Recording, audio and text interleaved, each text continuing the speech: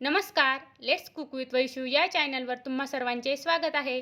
आज आपण बनवतोय खमंग आणि झणझणीत अशी थापीव वडी. त्याला थापीव वडी, पाटवडी, बेसन वडी अशी अनेक नावे आहेत. ही वडी पितृपक्षात केली जाते. ही थापीव वडी बघा किती छान दिसते ना. ही वडी न आवडणारा एकही व्यक्ती शोधून सापडणार नाही असं मला वाटतं. ही झणझणीत थापीव वडी कशी करायची ते आता आपण बघूया. रेसिपी जरी पारंपरिक असली तरी ती करायला एकदम सोपी आहे. चला तर मग रेसिपीला सुरुवात करूया. त्यासाठी इथे मी हिरवी मिरची, लसूण आणि मीठ घेतले आहे. मिक्सरच्या भांड्यामध्ये टाकून ते व्यवस्थित वाटून घ्यायचे आहे. हे बघा आपले हिरवी मिरचीचे वाटण इथे तयार आहे. नंतर कढाईमध्ये तेल टाकायचे आहे. तेल गरम झाल्यानंतर त्यामध्ये मोहरी टाकायची आहे, जिरे टाकायचे आहेत आणि कढीपत्ता टाकायचा आहे. नंतर त्यामध्ये हळद टाकायची आहे आणि आपण तयार करून घेतलेलं हिरवी मिरचीचं वाटण टाकायचं आहे आणि त्यामध्ये 2 ग्लास पाणी टाकायचे आहे.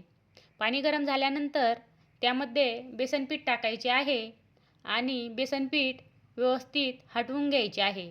हे बघा अशा प्रकारे थोडे थोडे बेसनपीठ टाकायचे आणि व्यवस्थित हटवून घ्यायचे आहे. गॅसची फ्लेम लो ठेवायची आहे आणि बेसनपीठ हटून झाल्यानंतर ते व्यवस्थित मिक्स करून घ्यायचे आहे. लो फ्लेमवरती आपले बेसन छान परतून घ्यायचे आहे. पुन्हा झाकण ठेवून लो फ्लेमवरती 3-4 मिनिट बेसन छान शिजवून घ्यायचे आहे. हे बघा इथे आपले बेसन छान शिजले आहे. ते व्यवस्थित मिक्स करून घ्यायचे आहे. हे बघा आपले बेसन छान शिजलेले आहे. नंतर त्यावरती थोडीशी कोथिंबीर टाकायची आहे. कोथिंबीर टाकून बेसन व्यवस्थित मिक्स करून घ्यायचे आहे. मिक्स केल्यानंतर इथे मी एक ताट घेतले आहे. ताटाला आपल्याला आता तेल लावायचे आहे. थोडंसं तेल टाकून हाताने सर्व ताटाला व्यवस्थित पसरवून घ्यायचे आहे. व्यवस्थित तेल पसरवल्यानंतर त्यामध्ये आपण तयार करून घेतलेले बेसन टाकायचे आहे. बेसन टाकून बेसन ताटामध्ये व्यवस्थित पसरवून घ्यायचे आहे. हे बघा अशा प्रकारे बेसन व्यवस्थित पसरवून घ्यायचे आहे. एकसारखे पसरवून झाल्यानंतर हाताला थोडेसे तेल लावायचे आहे आणि तेल लावून बेसन छान थापून घ्यायचे आहे. हे बघा अशा प्रकारे एकसारखे बेसन थापून घ्यायचे आहे आणि बेसन थंड करून घ्यायचे आहे. हे बघा इथे आपण बेसन थंड करून घेतलेले आहे.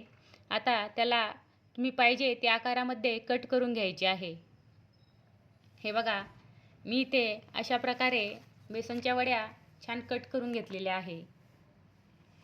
तुम्ही पाहिजे तो आकार वड्यांना देऊ शकता. आपली बेसनवडी हे बघा इथे अगदी सहज निघत आहे. किती छान दिसत आहे.